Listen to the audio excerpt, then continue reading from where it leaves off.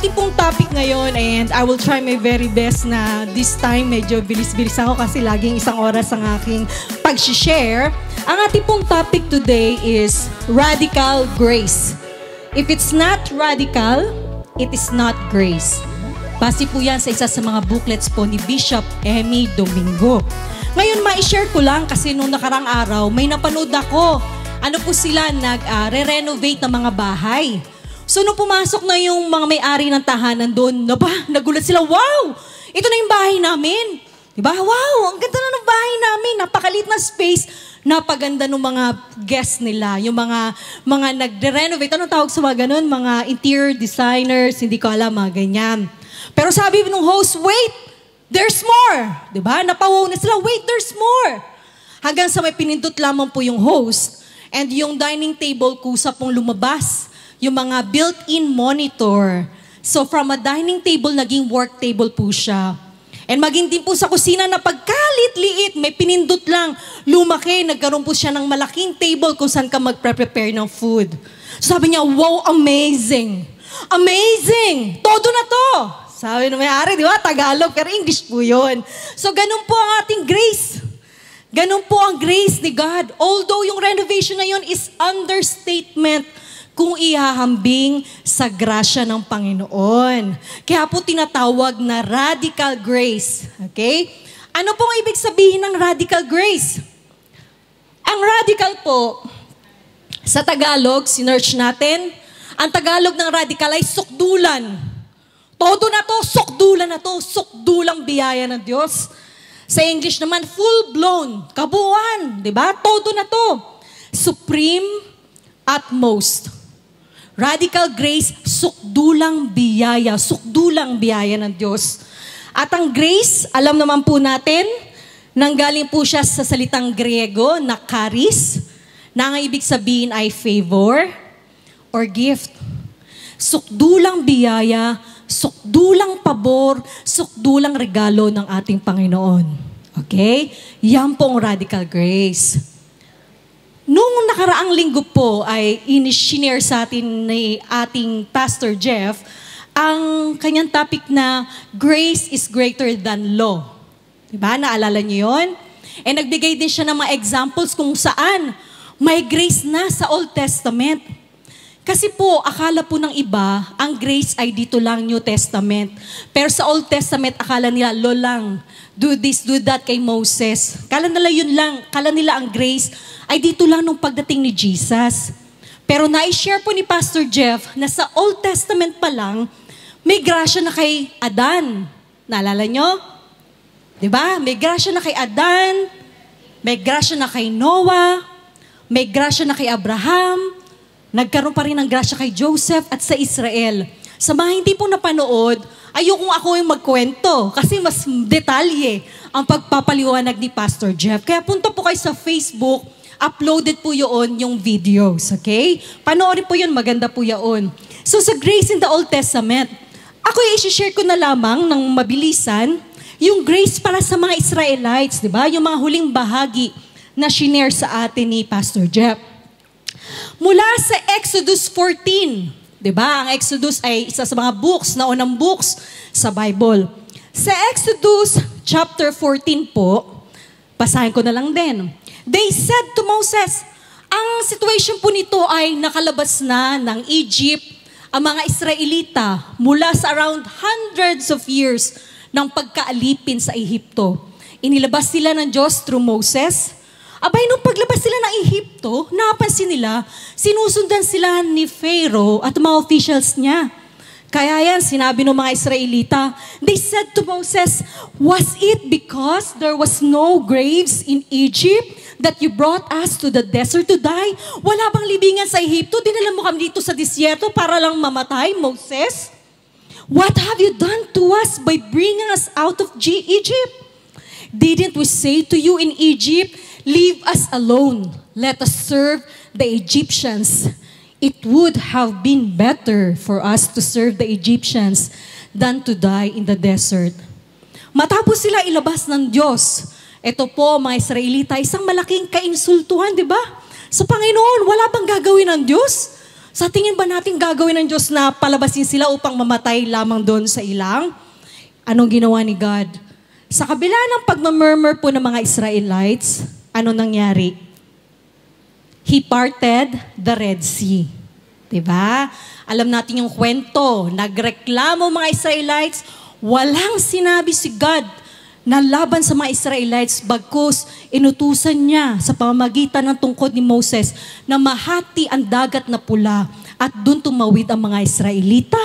At nang sila'y makatawid, nang sinundan sila ng mga Egyptian, yung mga Egyptian naman ang nalunod. As easy as that. Grace of God.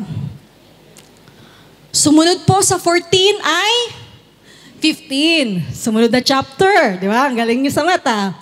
Sabi naman dito, syempre, nakaligtas na sila, napunta na sila sa ilang, di ba? When they came to the oasis of Mara, ang sabi nga, ang Mara, ibig sabihin bitter, mapait. The water was too bitter to drink. Then the people complained again. Eto na naman po sila. And turned against Moses, what are we going to drink?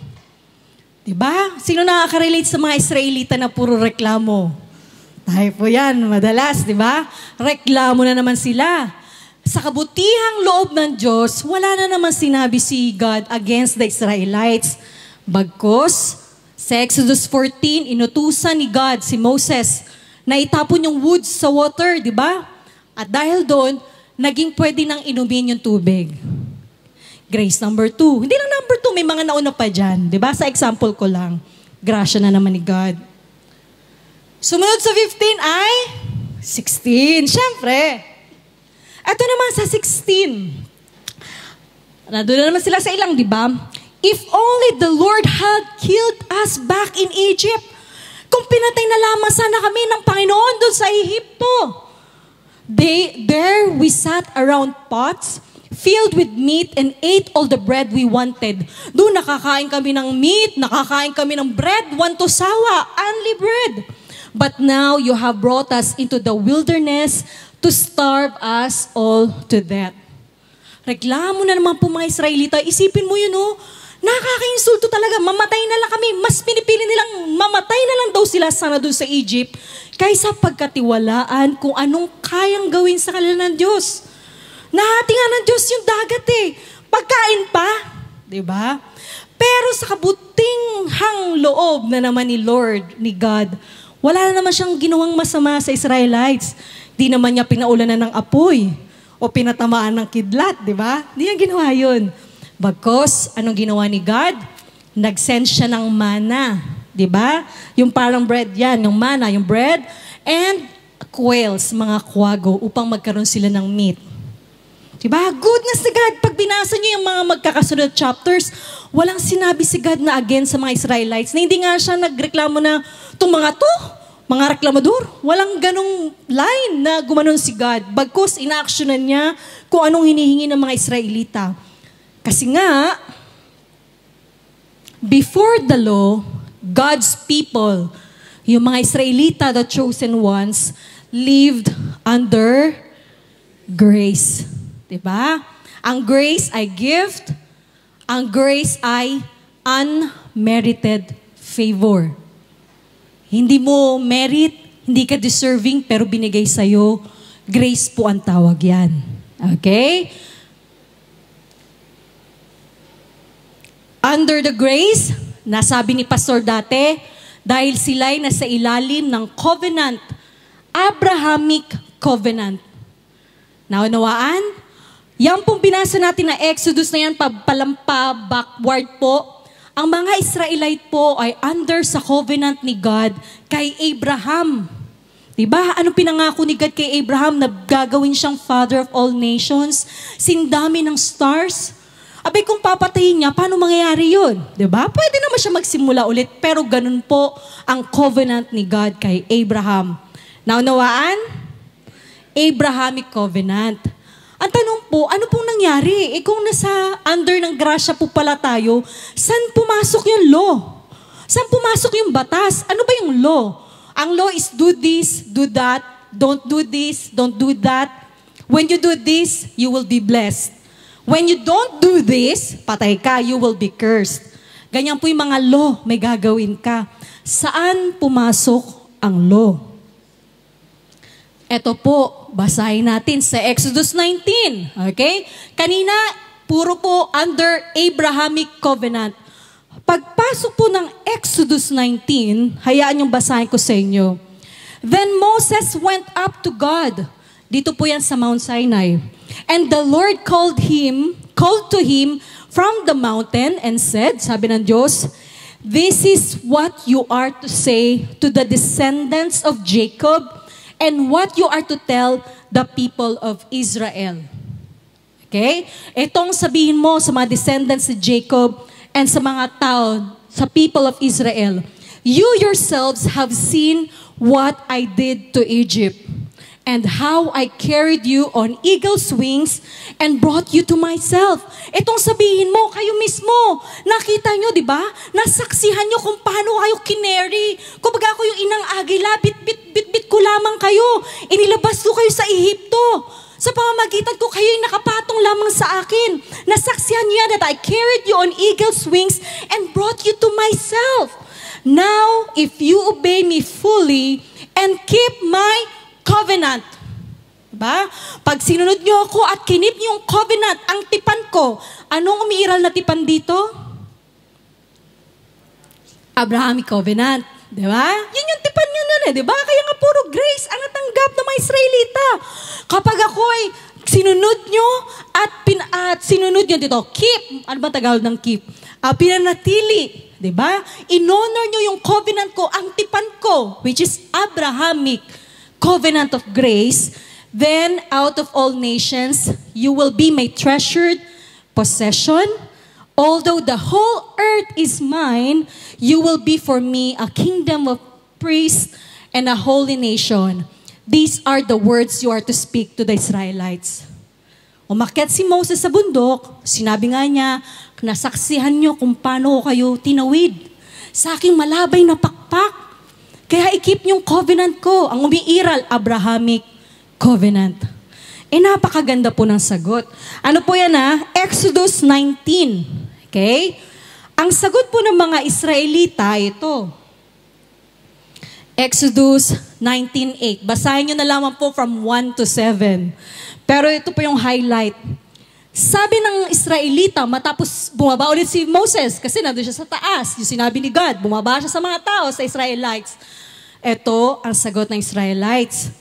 Sa King James Version, ang sabi, "And all the people answered together and said, all that the Lord has spoken, we will do." Lahat na sinabi ng Diyos, gagawin namin. Sabi sa NLT, New Living Translation, all the people responded together, "We will do everything." Everything the Lord has commanded. Lahat ng inutos, gagawin namin. Sabi naman dito sa ang dating Biblia, 1905, at ang buong bayan ay sumagot na magkakaisa at nagsabi, "Yaong lahat na sinalita ng Panginoon ay aming gagawin." Lahat na sinabi ni God, gagawin namin. Yun ang sagot ng Israelita. Exodus 19:8. Pag titignan natin, okay lang naman o magpa-follow naman sila, di ba? Parang okay lang naman. Ngayon po, pag tinignan natin yung interlinear, tool po yan, yung Exodus 19:8 po, makikita nyo yung original na salitang ginamit in Hebrew, na counterpart ay English, barok siya. Kasi di ba kapag nag-search kayo minsan sa Google Translate, barok na yung nagiging translation? And answered, Yahweh commanded him, which these words, all them before, we will do. Yahweh has spoken that all and said together the people. Di ko na kinapi yung sa baba. Yan po yung barok siya kasi nga Hebrew Sa Hebrew, may ibang structure naman ng Hebrew sentence. Ngayon, yung salitang all dyan, all answered Yahweh commanded him, which these words all. Kasi di ba, kanina sabi dito, all the people answered together and said, all that the Lord had spoken, we will do.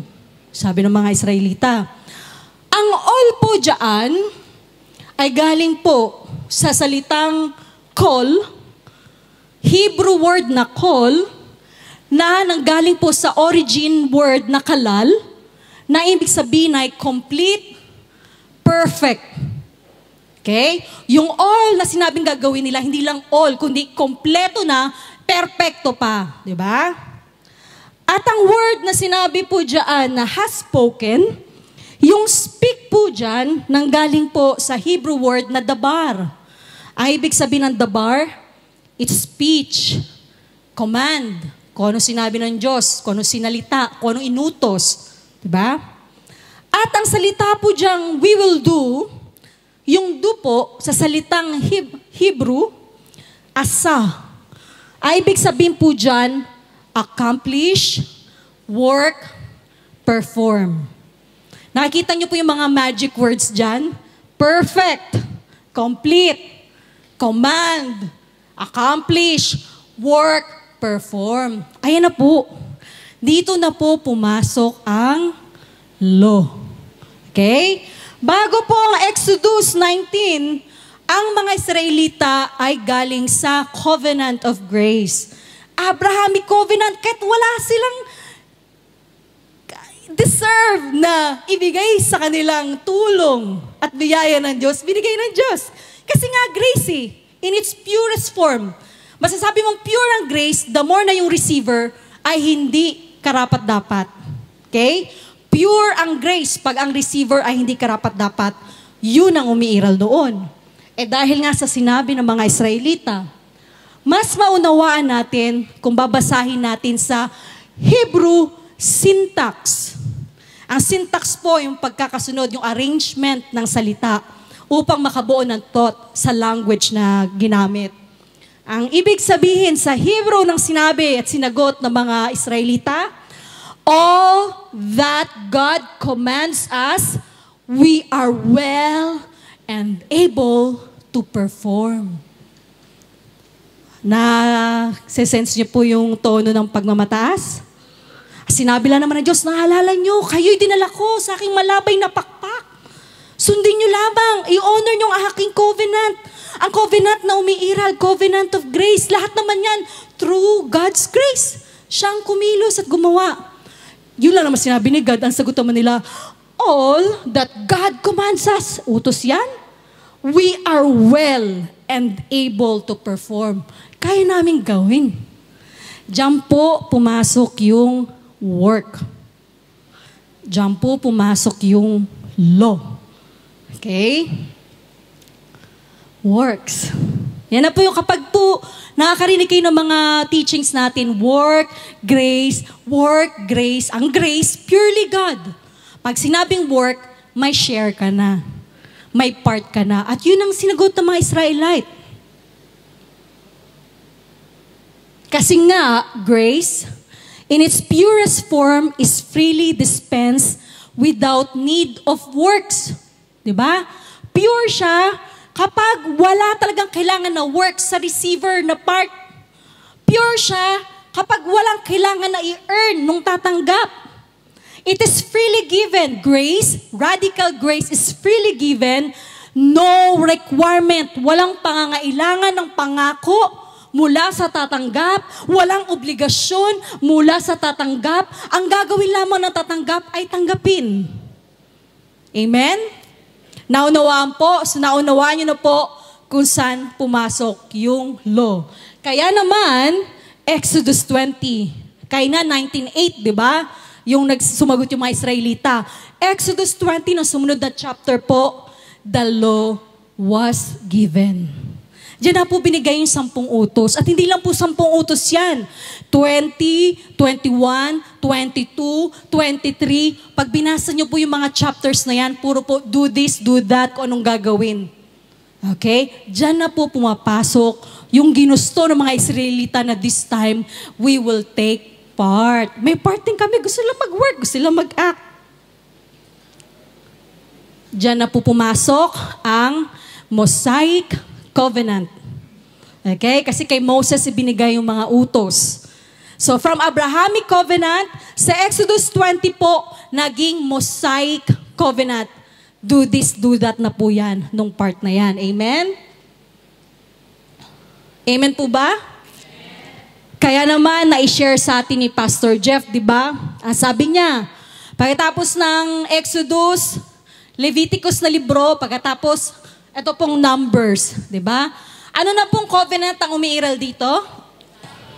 Mosaic na, di ba? Law, batas. Ang sabi dito, they spoke against God and against Moses. Isa sa mga paglalakbay nila to.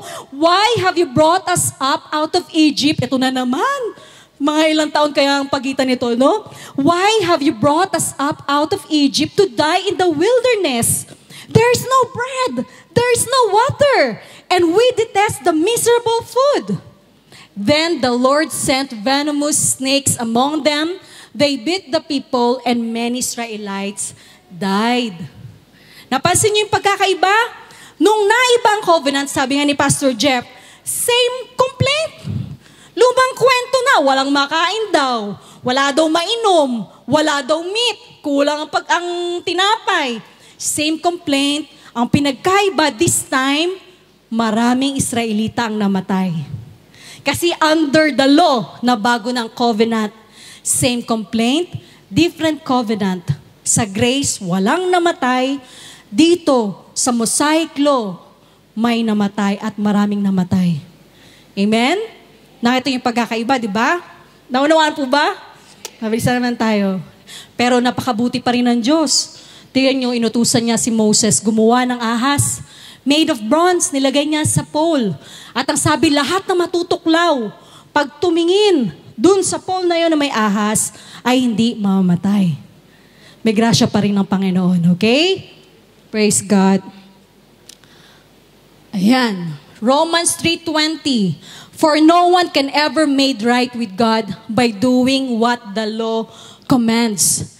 The law simply shows us how sinful we are. Naniniwala po ba tayo? Ang law, ang 10 Commandments, yung napakita lang po, hindi lang 10 Commandments, lahat ng batas. Hindi lamang sa unang panahon ng mga Israelita, maging dito. Sabi ko nga, hindi ka naman makakasuhan na bawal umihi kung wala naman nakalagay dyan na bawal umihi. Kung wala namang batas dyan na bawal umihi o magtapo ng basura, di ba? Pag walang batas na sumasaklaw, bawal magtapo ng basura, legality-wise, okay lang magtapon. Pero syempre, yung conscience mo, di ba? Pero kung saan may batas, doon ka patay. Dahil sabi dito, the law simply shows us how sinful we are. Akala ng mga Israelita, kaya nilang mag-perform all the law, all God commands. We are well and able to perform. Na-miss lang ng isa, ayan, patay. Diba? Yan po ang bangis ng law. Ipapakita sa'yo na hindi mo kaya dahil mamiss mo ang isa, mamiss mo ang lahat. Sabi sa batas noon, mamiss mo ang isang batas, miss mo ng lahat. Yan po ang pangil ng law. Diba? Nainawa po tayo?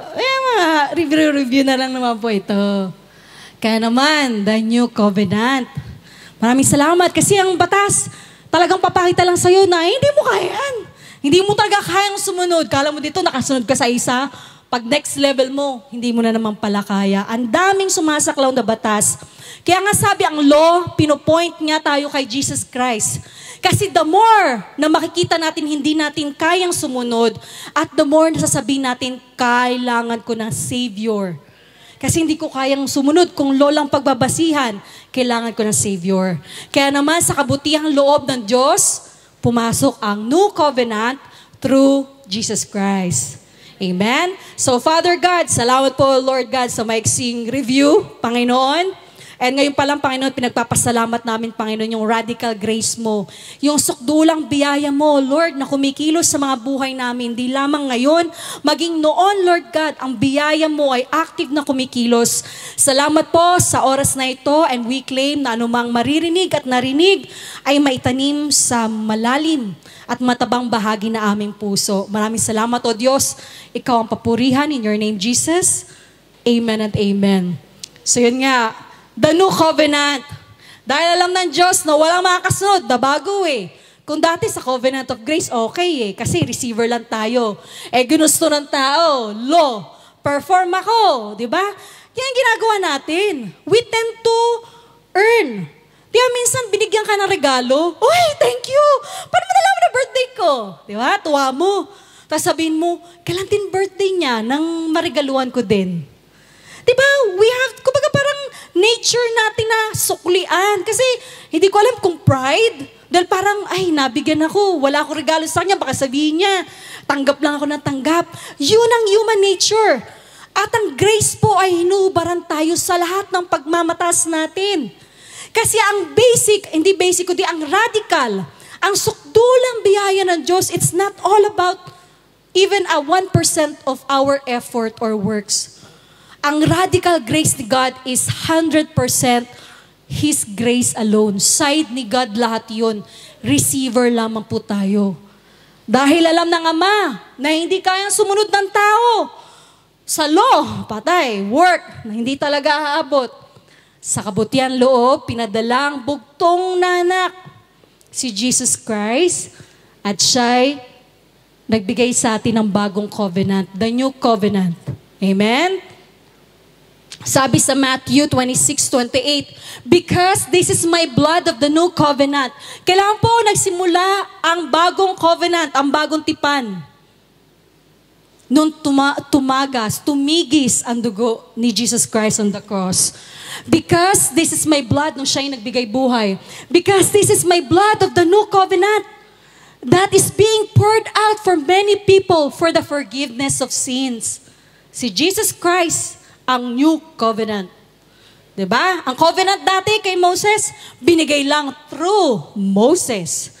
Pero ito, ang new covenant, dumating si Jesus Christ, ang new covenant, ang ating grasya ng Panginoon. Sabi sa Hebrews, however, Jesus has now obtained a more superior ministry since the covenant He mediates is founded on better promises. Itong bagong covenant po to, foundation niya, better promises. Kung yung Abrahamic covenant ay maganda, foretaste of grace pa lamang po yaon. Foretaste, patikim. Kaya sinabi itong better covenant, ang new covenant, ito talagang sukdulan. Di ba? Ito yung sinasabi ni Pastor na hindi lang it's a matter of being saved. Hindi lang it's a matter of eternity. Pag namatay ka, punta ka sa heaven. No! Ano pa lang yun? Kumbaga sa sample kayo na, wow! May pinundot, wow! Amazing! Yeah. Yun yung, todo na to! Yun yung radical grace na sinasabi. Yun yung fullness of grace. Hindi lamang yung eternity ang sakop, kundi pati yung pamumuhay natin dito. Diba? Yun ang radical. Talagang tinodo na ni Lord. Tinodo na ni Jesus Christ. Better promises. Kasi pwede naman sabihin na eternity lang. Ano yung mga pangako? Ano pa mga pangako bukod sa eternity? Diba? Ang linaw dyan, better promises. Maraming pangako, hindi lang yung kaligtasan. Diba? Provision. Buhay na sagana. Kapatawaran. Kagalingan. Forgiveness. Pagbabago. Magamit. Diba? Sa paglilingkod. Yan lahat yan. Sakop yan ng better covenant. Ng ating fullness. Yan. The full grace. The covenant of full grace. Andito na po tayo sa new covenant, ha? Covenant of full grace. Covenant. Radical grace. Sukdulang biyaya ng Panginoon. Unang-una, ang law ay hindi para sa atin. May buhay na po ba sa panahon ni Moses? Baka may na-reincarnate, kung naniniwala sa reincarnation. Hindi po sa atin ang batas. Ang batas ay binigay sa mga Hudyo. Diba? Dito nga tayo napunta sa panahon na to eh. Tinanggap pa natin si Lord. Hindi talaga tayo sa work. Dito tayo sa grace. Diba? Dito tayo sa full grace, sa radical grace, nagbebelong. Thank you, Lord. Praise God. Paano kung ginawa tayo ni Lord, tayo nabuhay sa panahon nila Moses? Di ba, no? Doon ka na doon, isa ka na doon. Nasaan ka kaya? Nasaan kaya ako? So praise God, sa ganitong panahon tayo, ginawa at pinigyan ng buhay ng ating Panginoon. Sabi sa Romans, ito full grace. Covenant of full grace. Covenant of radical grace, sukdulang biyaya. Pero sabi ni Paul, tandaan. And if by grace, kung naniniwala tayo na sa full grace tayo, Nasa radical grace tayo at wala tayo dun sa law. Hindi ka naman Hudyo, nakikihudyo ka sa pagpe-perform, di ba? Kung naniniwala kang sa radical grace ka, sa full grace ka, sabi ni Paulo, and if by grace, then it is no more works. Linaw pag grasya, walang gawa. Walang batas, do this, do that, don't do this, don't do that. Hindi ako sinasagot ni Lord kasi kulang ako sa panalangin. Kasi hindi kasi ako nagbibigay. Hindi ako nagtatite. Hindi ako ganun. Mindset po yan ng law. Kasi may part ka, nagtitake part ka. Akala mo binibless ka ni Lord kasi good ka, may ginawa ka. Akala mo kinurse ka ni Lord kasi hindi mo nasunod. Kainong mindset? Law. Hindi ka Hudyo. So wag mo i-mindset yon. And if by grace, then it is no more of works. Malinaw Otherwise, grace is no more grace. Pag may works, hindi na grace. Mamimili ka lang. And if it be works, then is it no more grace. Otherwise, work is no more work. Grace lang, work lang. Mahaluan ng konting work ang grace, hindi na grace. Makahaluan ng konting grace ang work, hindi na work. Pili lang, okay? Sa Tagalog, ayan, kay Bishop yan. Ang biyaya at gawa ay hindi maaaring pagsamahin, yo. Sabi niya, ang gawa, patakan mo ng kaunting biyaya, hindi na ito purong gawa. Mixture ka na niyan. Gayon din ang biyaya, patakan mo ng kaunting gawa, hindi na ito purong biyaya. Hindi ka na yan full grace, hindi ka na radical grace niya pag hinaluan mo ng kaunting gawa. Sa makatuwid, para maging purong biyaya, dapat walang anumang bahid ng anumang gawa. Walang bahid ng kahit anumang gawa. Kahit katiting man lang. Ganda, no? Dapat purong biyaya lang o pure grace. Saan pa man tayo dito, di ba? Napakasukdulan talaga. Lord, hindi ko talaga kayang sumunod sa mga do this and do that. Dahil dyan, number 1 candidate ka ng grace. Kasi hindi mo earned di ba? Aasa ka na lang sa grace ng Panginoon. So malinaw yan. Kung sinasabi natin na tayo under full grace ng new covenant, ng better covenant, wala dapat gawa. Okay? Ang Diyos ang gumagawa sa atin, hindi ikaw ang gumagawa para sa Diyos. Kaya nga dito, sola gratia. Diba? Saved by grace alone. Sola fide. Through faith alone. Solus Christus, in Christ alone. Sola scriptura, according to the scripture alone. And then soli Deo Gloria, for the glory of God alone. Wala namang sinabi dyan na works. Hindi naman nabanggit yung pangalan natin. Or yung man, di ba? Hard work or fasting. Di ba? Hindi naman sinabing grace plus fasting plus tithing equals redemption. Well, ganun Wala talaga. Religiosity lamang po yaon. At yung mga religious ang kontrang-kontra sa grace. Kasi nga, kayabangan, gusto nating laging may bearing tayo, may share tayo lagi sa glory. Sabi dito, sa full grace, God lahat yan, receiver lamang po tayo. Hyper grace. Ay, naku, pag may nakapanood dito, grace, grace, grace, puro kayo grace. O ano, wala nang gagawin. Grace, grace, grace na lang. Puro kayo grace. Upo-upo na lang kayo dyan, attend. Hyper nyo, puro kayo grace. Diba? Hyper bang grace? Grace, but its nature is hyper. Hyper po talaga ang grace. Diba? Hyper talaga siya. At tama lang pinag-uusapan lagi ang grace. Sabi sa Romans 5:20, moreover, the law entered that the offense might abound. Sinabi na kayo niya na nagkaroon ng kautusan, mas nakita ng tao, ang dami ko palang na-miss at na-break na law. Diba? Ang sinful ko pala. Ang sabi dito, but when sin abounded, grace abounded much more. Hyper, hindi. Sino mas konti? Yung about o yung much more? Much more. Sa salitang Ingles, ginamit ang dalawang magkapareho, abounded. Where sin abounded, grace abounded much more. Mas mayaman ang salitang Grego. Sa Grego, ang unang abounded na sinabi, when sin pleonazo, ay ibig sabihin ng abounded dito, to increase. Pag tumaas ang sin, to increase, grace, huperperisio. Ang hirap Grego siya. Huperperiso. Huperperiso. I-research na lang ang tamang pronunciation. Yung una, sin, to increase, pero yung abounded, sa Greek word, counterpart nga, yung original na ginamit, huperperiso. Okay?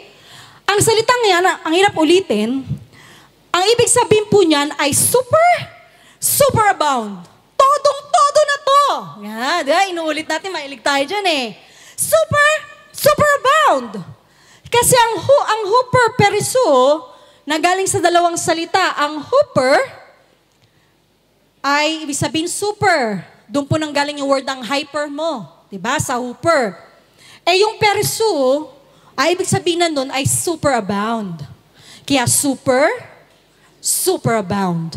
Todo na to. Kumbaga sa Tagalog. Kaya totoong hyper ang grace. Tumaas ang kaya no wonder. Kaya nga di ba, nung Sunday, sabi ni Pastor, ano ba, binabaliwala lang ba talaga ng Diyos yung mga kasalanan nila? Abraham, yung pagsisinungaling niya regarding sa asawa niya, kunyari kapatid niya, mailigtas lang siya, di ba? Yung mga pagsisinungaling nila, binabaliwala lang ba? Hindi sa binabaliwala. Talaga lang, hyper ang grace. Kung saan nagkakaroon ng kasalanan, lalong tumataas naman yung grasya ng Panginoon. Di ba? Kaya nga, love covers a multitude of sin.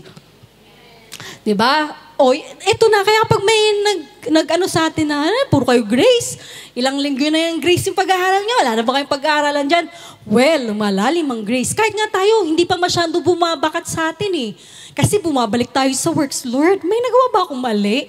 Lord, meron ba akong hindi pa nagagawa? Di ba? Bumabalik tayo sa works na babalik na naman sa atin na may nagawa ba ako? Eh sabi nga, pure grace. Grace alone. So, hyper ang grace? Hyper. Yeah? It is finished. Hyper na, tapos pa, kompleto pa, sukdulang biyaya. Si Jesus ang sukdulang biyaya ng Diyos. Nang dumating ang grasya, tapos na. Sabi ni Lord, it is finished. Wala na talaga kang gagawin. Receiver na lang talaga tayo, no? Napakabuti ng Panginoon dahil nga sa finish na at tayo under na sa new covenant ng ganun-ganun lang. Tatanggapin lang natin yung regalo, yun lang. Tatanggapin lang natin ang regalo. Tapos na lahat. Dahil it is finished na sa ginawa ng Diyos on the cross, si Jesus Christ. Yan na. Radical grace comes radical forgiveness. Okay? Radical sukdulang kapatawaran. Ang sukdulang biyaya ay may kaakibat na sukdulang kapatawaran sa ating mga naniniwala at tumanggap kay Jesus. Ano yung forgiveness na yan? Complete and perfect. Sabi sa 1 John, my little children, these things I write to you so that you may not sin. Tayo believers na, you may not sin. Huwag kayo sana magkasala. Pero sabi niya, and if anyone sins, salamat talaga sa grasya ng Diyos. Parang sinabi ni God, huwag kayong magkakasala, mga believers na kayo Kasi sinabi dito, if anyone sins, we have an advocate with the Father, Jesus Christ the righteous. Kasi alam ng Diyos, tanging ang Espiritu lamang natin ang perpekto. Yun ang na-born again, di ba? Pero yung soul natin, yung mind, will, emotion, proseso. Di ba? Proseso. Nire-renew, sinasanctify through changing of our mind. Renewal of mind. Kaya sinabi, but if anyone sins, buti na lang talaga sa praise na to. Paano tagang sinabi na, hindi na kayo magkakasala. Maaalis kayo sa grasya. Yeah? Alam nila na if anyone sins, we have an advocate. Ano ibig sabihin na advocate? Lawyer. Galing lawyer. May lawyer tayo with the Father Jesus Christ the righteous. Kaya kung ating mang soul part, ang isip nagkasala, yung emosyon natin, mali ang mga binigay, yung mga ginawang desisyon, meron tayong lawyer. Si Jesus Christ, advocate natin, doon sama.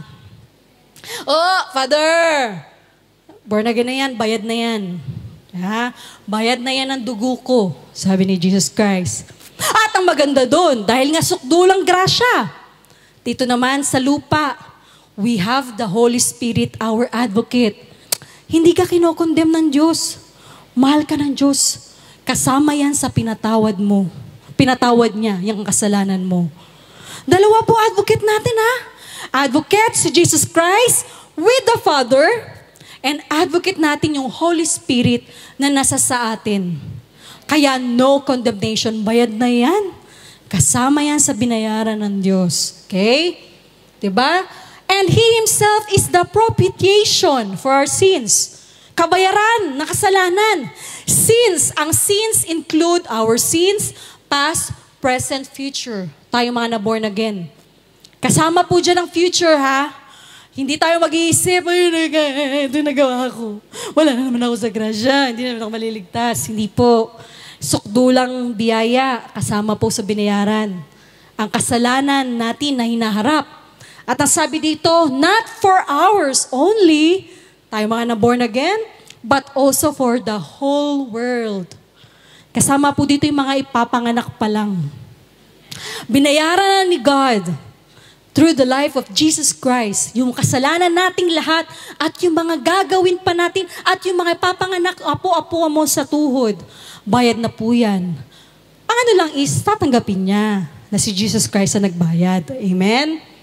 So, sabi ng law, sabi ng batas sa Leviticus, this is to be a lasting ordinance for you. Kautusan kayong mga high priest, pupunta kayo dun sa Holy of Holies once a year, maghahandok kayo para sa atonement sa isang taon sa mga kasalanan ng Israelites. Kaya may high priest, di ba? Once a year pupunta sila sa Holy of Holies. Sila lang makakapunta dun. Handog sila dun para sa kasalanan ng mga Israelites. Pero ang atonement dyan ay, narinig nyo na to, kapar. Diba? Hebrew word kapar. Ano niya is to cover lang. Diba? Maghahandog para lamang matakpan ang kasalanan ng mga Israelita. Tinakpan, pero hindi inalis.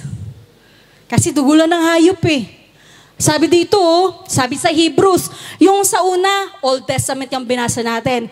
Etong Hebrews, New Testament. Ibig sabihin, kino-confirm ng New Testament na meron nga yan sa Old Testament. Sabi sa Hebrews, but those sacrifices are an annual reminders of sin. Reminder lang pala na, may kasalanan kayo punta kayo dito once a year, high priest, maghandog. Atonement na yung kasalanan. Kasi lagi naman tayo nagkakasala. It is impossible for the blood of bulls and goats to take away sins. Sabi ng batas, once a year, pumunta ang high priest maghandog. Atonement, takpan, pantakip lamang sa mga kasalanan. Pero hindi naalis dahil hindi kayang alisin ng dugo ng bulls. Ano ba yan? Ng goats. Ng hayop ang kasalanan. Kaya inuulit, ulit. Isipin natin kung hindi tayo napunta sa New Covenant. Ubos ang bulls, ubos ang goat, diba? Kada taon. Bukod pa yung mga pang sarili-sarili nating alay. Weekly siguro. Diba? Hindi kayang alisin. Ito, New Covenant. Hebrews po ito He did not enter by means. Sino? Si Jesus Christ, bugtong na anak, ang ating high priest. Diba? Sacerdote. Diba? Ano ba English ng Tagalog ng punong sacerdote? Basta high priest. He did not enter, si Jesus Christ, ay hindi pumasok sa Holy of Holies, sa kabanal-banalan sa kalangitan, sa sanctuary of heaven. He did not enter by means of the blood of goats and calves, but He entered the most holy place. Dun sama. Once for all by His own blood. Thus, obtaining eternal redemption. Ba? Yung sa batas, tao lang yun, high priest. Gagawa nun. Pero ito si Jesus Christ. Pumasok sa kabanal-banalan. Most holy place sa presensya ng Ama. Sabi once. Tingnan natin yung once. Ba't ko yan ginanyang once? Ang once, sa salitang Grego ay aphapax. Aphapax. Ang ibig sabihin, one time, once for all. Si Jesus ay pumunta sa kabanal-banalan sa presensya ng Ama, one time, once for all, hindi na maulit. Isang beses lang. Dala, hindi dugo ng hayop, dala niya, dugo niya mismo, yung tinigis sa krus. Obtaining eternal redemption. Ang eternal po, aionios. Okay? Aionios, or sa root word na aion, ay ibig sabihin forever. Eternity. Diba? Isang beses pumasok si Jesus Christ para sa forever na redemption. Lutrosis sa Grego, na galing sa salitang lutro, na ibig sabihin to release on receipt of ransom. Ibig sabihin yan, kabayaran. May nag-ransom na sa'yo. Diba? May nag-ransom na sa'yo, may nagbayad. Hindi ka naman pinakawalan ng ganun-ganun lang. Costly ang kabayaran ng kasalanan natin. Diba? May nagbayad si Jesus Christ, ang buhay niya, ang dugo niya. Isang beses lang pumasok si Jesus Christ sa Holy of Holies upang magkaroon ng forever. Tayo ay maging forever na paid, forever na ransomed, forever na redeemed. Kaya nga yung sinasabing kapatawaran ng kasalanan, it covers my sin and your sin, future sins, kasama yun. Kasi kung hindi kasama ang future sins, patay tayo. Kasi hindi na papasok si Jesus Christ. Hindi na siya uli mapapako, di ba? Hindi na siya muli papasok. Kaya isang beses lang sinamang bayaran ng Diyos ang lahat ng kasalanan natin at ng mundo. Kaya nga radikal, todo na to. Sukdulang biyaya ng Diyos. Sukdulang kapatawaran. Palakpakan natin si God. Thank you, Lord, Thank you, Lord. Talagang, kumbaga, napakagandang namnamin na bayad na. Lord, salamat po. Is grace a license to sin? Ayan. Grasya. Ayan naman pala, bayad na. Magkasala ka na. Ganon. Hindi yan, syempre. Is grace a license to sin? Syempre hindi. Sabi tuloy ni Paul, shall we say then? Shall we go on sinning so that grace may increase? Sasabihin ba natin na tayo patuloy na magkasala? Kasi huper-peruso. Ano huper-peruso? Diba? Super abound. By no means. Wala, hindi pwede. By no means. We are those who have died to sin. How can we live in it any longer? Paano ka magkakasala kung patay na nga kasalanan sa'yo? Wala nang kasalanan sa'yo, wala nang bisa ng kasalanan sa'yo, wala nang bisang kamatayan sa'yo di ba? Wala na yung pangil na kamatayan, na kasalanan sa'yo. Minsan hindi lang pumapasok sa isip. Kaya hindi natin nananamnam. Kaya minsan yung mga decision making natin sa ating born again spirit, nandoon ang kakayahan to say no to sin. For sin shall no longer be your master because you are not under the law but under grace. Dati siguro, by law, parang wala akong magawa Ang master ko, yung batas, ay yung law, yung kasalanan nasa sa akin pa. Hindi ko naman gustong gawin to. Yan. Katanggap-tanggap siguro no. Sabi natin, hindi ko naman gustong gawin to, pero nagawa ko sa kanya. Diba? Kaso, born again na tayo. Sabi nga, si Jesus Christ, diba? Ang kasalanan napunta na sa kanya dun sa cross. Pinawalang bisa ng kasalanan sa atin maging kamatayan. Kaya hindi natin pwede sasabihin na, hindi ko kayang gawin to. Kaya natin.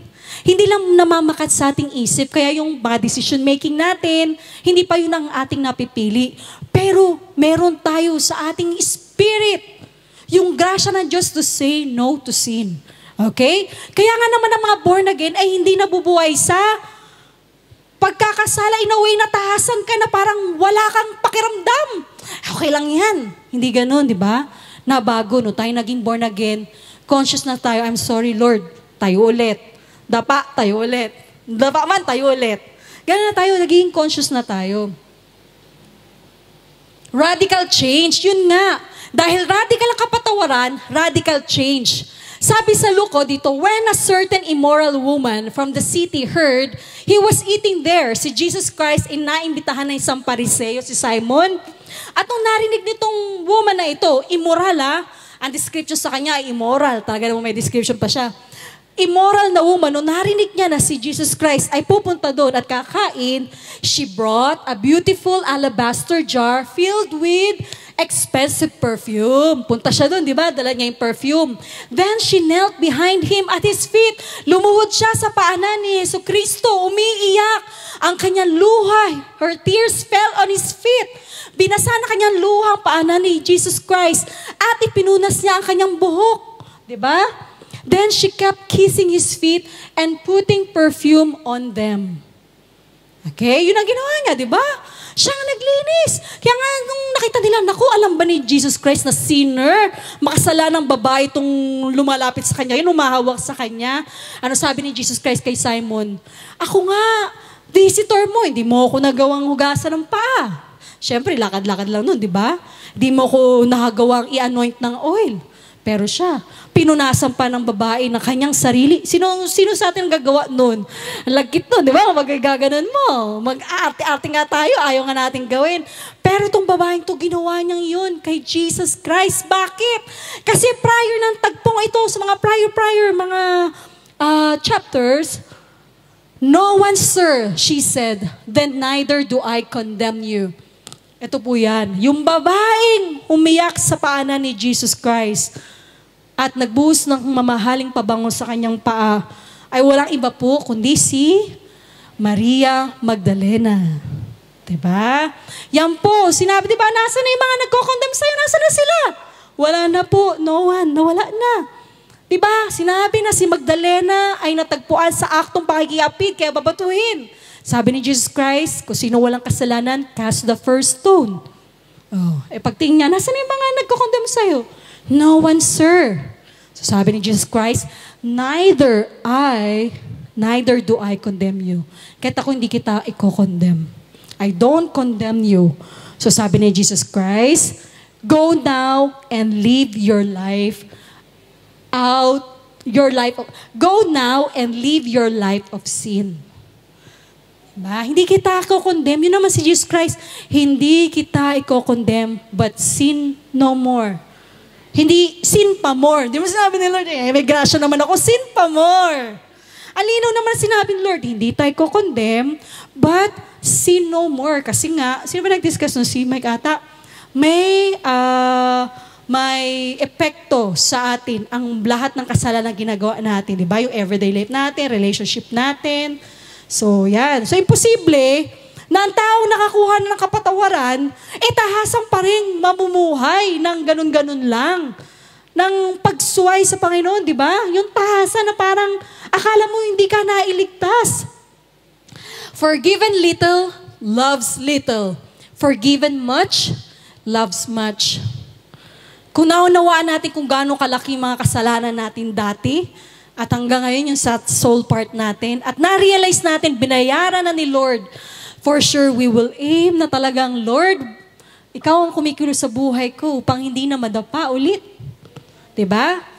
Kaya, radical grace means radical change. O wag na tayong lumayo kay Paul, ba't ang labo? Si Paul po yan, Apostle Paul. Diba? Wag na tayong lumayo, diba? The Apostle of the Gentiles. Anong sabi niya? Alam natin ang kwento ni Paul. Persecutor po siya ng mga Christians. Di ba? Hindi lang pinapakulong, pinapatay pa. Maging si Stephen ay pinatay sa presensya niya. Sabi ni Paul sa Corinthians, but by the grace of God, I am what I am. Sa grasya ng Diyos, ako ay ako. And His grace to me was not without effect. Tayo po Kristiyano, tayo born again. Imposible na walang epekto ang grace sa buhay natin.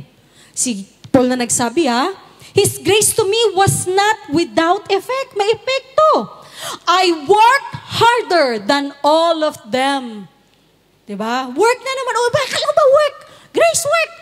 Kaso sabi ni Paul, yet not I, but the grace of God that was with me. Akala ba walang work? Sabi ni Paul, wait. Yet not I, but the grace of God that was with me. Yung lahat ng paghihirap ni Paul, si Paul talaga naman ay talagang tularan o huwaran sa kanyang paglilingkod, di ba? Sabi niya, hindi ako yan. Yung grasya ng Diyos ang gumagawa sa akin. I work harder, but not I, but the grace of God that was with me. Hinuhubaran ng grasya ang ating kayabangan. Hindi ikaw. It was not you, Chen, na nakakatayo dito. It was not me, but the grace of God working in me. Hindi ikaw, pastor, ang marunong magtigtog ng lahat ng instrumento. It's not you, but the grace of God that's working in you. Diba? Hindi tayo ang corporately, ang nagpapalago ng church. It's not us, but the grace of God. Hindi talaga tayo. Hubad na hubad kasi sabi ko, Lord, tulungan mo talagang mamakat sa kaisipan, saka sa puso, kung ano ba talaga yung full grace. Ilang beses natin ito inaaral, pero ngayon, ningunguya, hanggang sa maging naunawaan ko na talaga ng buong buo. Diba? Sabi ni Paul, not I, but the grace of God who works in me. At sinabi niya yan, Philippians, sinagundahan. For it is God, sino daw? It is God. Yung grace ni God. Sino ang grace? Si Jesus Christ. Si Jesus Christ ay God, di ba? For it is God who works na naman in you both to will and to do for His good pleasure. So tama. Parang doon ko lang na-realize, nga no? Parang kaya nga wag sasabihin na, Lord, tulungan mo ko. Itong gagawin ko, tulungan mo ko. Sabi ni Bishop, ang grasya ay hindi ka tinutulungan. Ang grasya ay hindi saklay. Maglalakad ka, tulong-tulong mo lang yung saklay. Ang grasya ay ang paa mo. Kasi pag sinabi mong saklay lang, Lord, tulungan mo ko, nagtagumpay. Thank you, grace. Salamat sa grasya. Salamat rin sa akin. Tandem tayo Diba? Pagtulong, tandem. Mixture po yaon. Mixture yun. Pag hinaluan mo na talaga ng sarili mo, kahit, sabi nga, diba, kapatak. Hindi na yan pure grace. Mixture na yan. So, dito, grace of God who works in Him. Dito rin, dahil nga radical grace. Ang grace ng Diyos ang gumagalaw sa atin para daw to will. Diba? Kaya ngayon gusto ko na magbasa ng Bible. Sinisimulan ko na yung plan. And to do, dahil sa grace ni God. Diba? Alisin ang ating gawa. Si grace ni God, sabi natin ay, bakit ganun? Hindi ko pa nagagawa. Kasi nga, hindi pa namamakat sa isip. Nandun pa tayo sa soul part natin na, dami ko pang gagawin. Busy pa ako. Pero yung espiritu mo, gusto ko nang magbuklat ng Bible at magbasa simula ng devotion ng plan na to. Dahil nga ang soul part mo ay sinasanctify pa lang. At ang soul part mo, ang sinusunod mo, kaya hindi ka nagbubukas. But the grace of God is already working in you. To do, to will for God's pleasure. Amen? Ayan na, radical giving, radical grace, radical change, radical giving. Kasama yan. The wealthy young man, ang dalawang kaibahan dito, the wealthy young man, kung narinig yun ang kwento, versus the wealthy tax collector, yung young man under law. Law, sabi natin law, papaliwanag natin, yung isa naman grace. Bakit? The wealthy young man. May lumapit, sabi dito, may isang ruler, tinagalog na lang may isang ruler na nagtanong kay Jesus Christ, Good teacher, what shall I do? Ayan na naman, do. Siya na naman, action. Anong gagawin ko para ma-inherit ang eternal life? Sabi ni Jesus, do, di ba? Do works, di ba? Alam mo yung commandments, di ba? Huwag kang mag-commit ng adultery, huwag kang mag-murder, huwag kang magnakaw, huwag kang mag-bear false witness, honor your father and your mother. Ang sabi ng young man, all these things I have kept from my youth.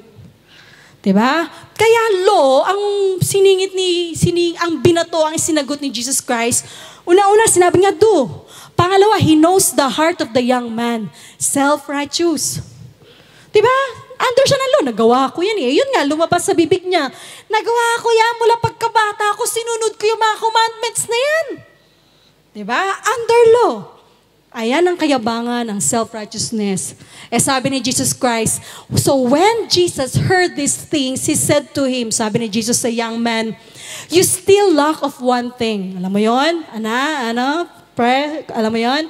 Sell all that you have and distribute to the poor, and you will have treasure in heaven, and come follow me.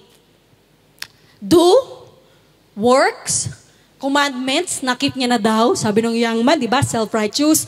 Anong sabi ni Jesus? Meron kang hindi nasusunod. First commandment, You shall not have no other God before me. Diba? Hindi ka magkakaroon ng ibang Diyos bukod sa akin. Kasi anong tawag dito? Idolatry. Diyos niya, pinapanginoon niya ang kanyang pera. Nung sinabi niya, ibenta mo, ibigay mo sa poor. Anong sabi dito? Nung narinig nga, binatang mayaman, sabi niya, he became very sorrowful for he was very rich. Lumabas na. Law, hindi niya talaga makakomply. Yun doon pa lang kung law ang pagbabasihan, hindi na talaga siya nakakomply. First commandment, hindi niya na nasunod. So ang ending, hindi niya rin finalo si Jesus. Law, hindi ka liligtas ng law, di ba? Kasi hindi mo masusunod lahat.